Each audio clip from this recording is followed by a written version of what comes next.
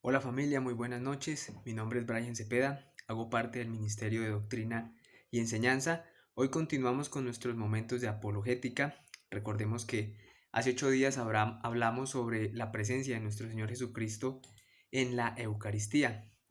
Hemos querido que en el encuentro de hoy veamos algunas similitudes que tiene la Pascua judía con la Pascua cristiana, el sacrificio de Cristo, que conmemoramos especialmente en la Eucaristía, o que vivimos especialmente en la Eucaristía. Trataremos de hacer un paralelo entre estos dos, observando similitudes, para poder evidenciar que Cristo es esa promesa del Dios de Israel, el mismo Dios que le ordenó a Moisés celebrar la Pascua. Empecemos por conocer o recordar qué es la Pascua judía.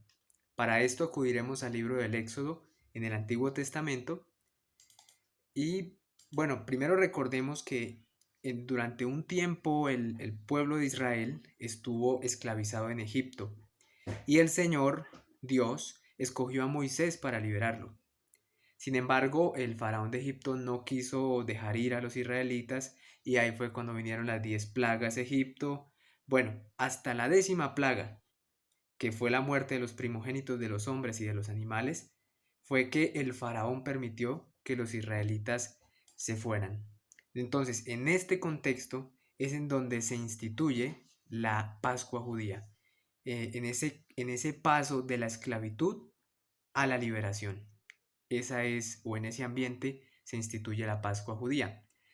Vamos a leer algunas partes del capítulo 12 del libro del Éxodo para poder conocer un poco más sobre lo que le dijo Dios a Moisés con respecto a la Pascua.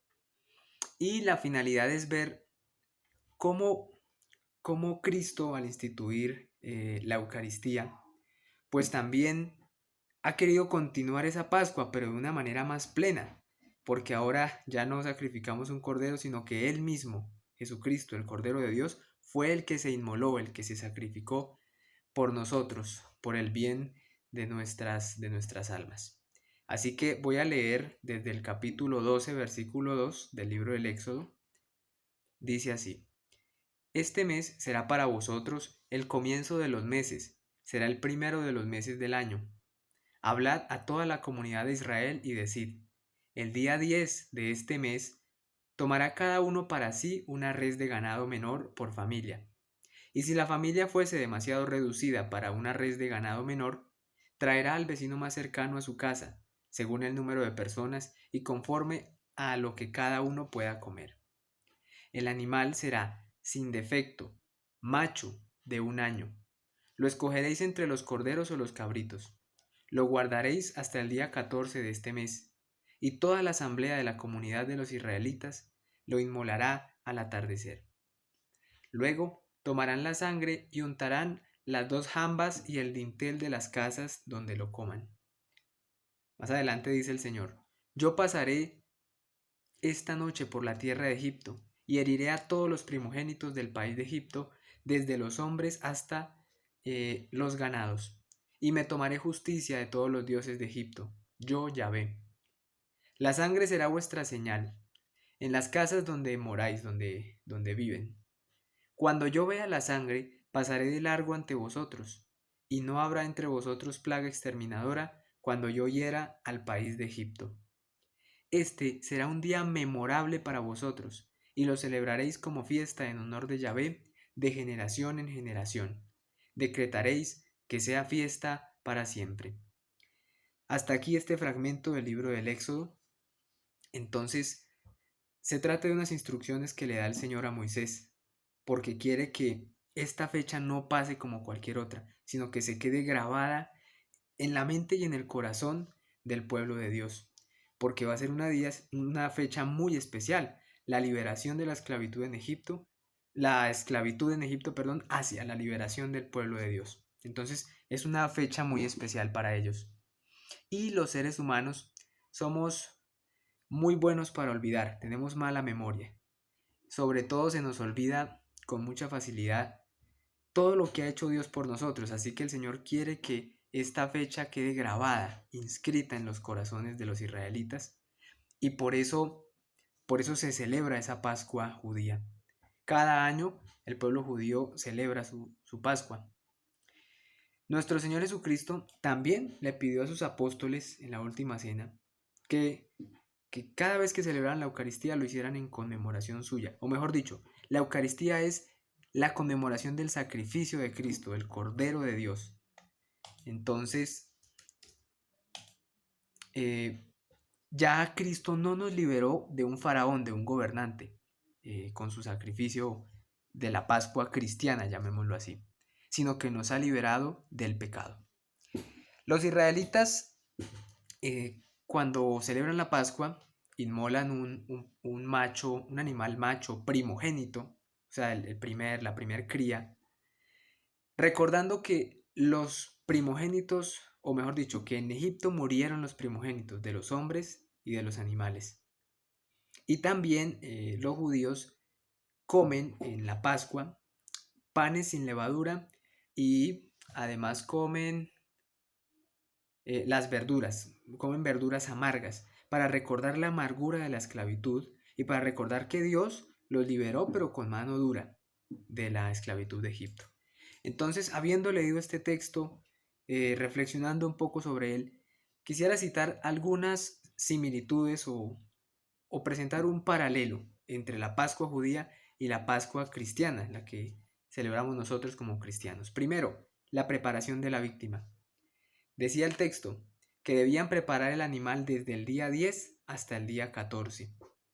Asimismo, Cristo no murió de un momento a otro, sino que él fue capturado después de la última cena, fue llevado ante el sumo sacerdote, ante Poncio Pilatos, ante Herodes y finalmente sí fue condenado a muerte. Entonces fue como una preparación de esa muerte de nuestro Señor. Segundo paralelo, ¿cómo tenía que ser la víctima?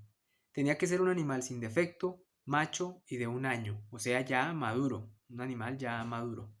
Cristo, que vino a este mundo, Dios mismo vino a este mundo y se encarnó en un cuerpo masculino, en un cuerpo de macho.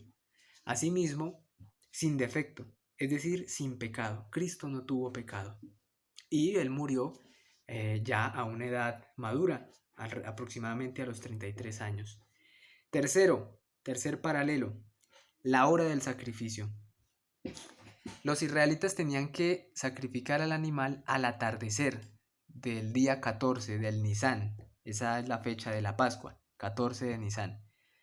Pero bueno, lo importante es que tenían que sacrificarlo al atardecer.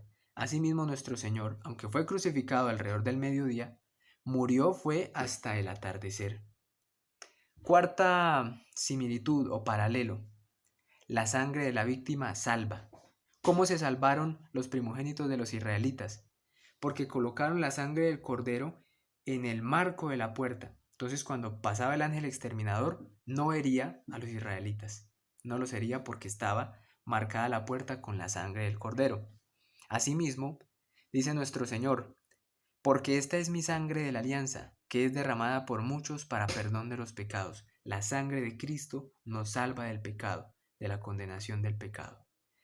Quinto paralelo, fiesta para siempre. La Pascua que fue decretada para Moisés, le dijo el Señor que fuera para siempre, de generación en generación. Asimismo, nuestro Señor quiere que celebremos la Eucaristía de aquí en adelante, hasta que Él vuelva en su segunda venida. Y de hecho, ya después de que llegue el día de nuestra muerte, podamos seguir celebrando la Eucaristía, pero ya en la presencia plena de Dios. Así que recordemos cinco aspectos importantes, 5 paralelos que queremos mencionar. La preparación de la víctima, Cristo fue preparado para morir. ¿Cómo tenía que ser la víctima? Macho, sin defecto, de 1 año, o sea, maduro. La hora del sacrificio, al atardecer. La sangre de la víctima es la que salvó a los primogénitos. La sangre de Cristo es la que nos salva a nosotros del pecado.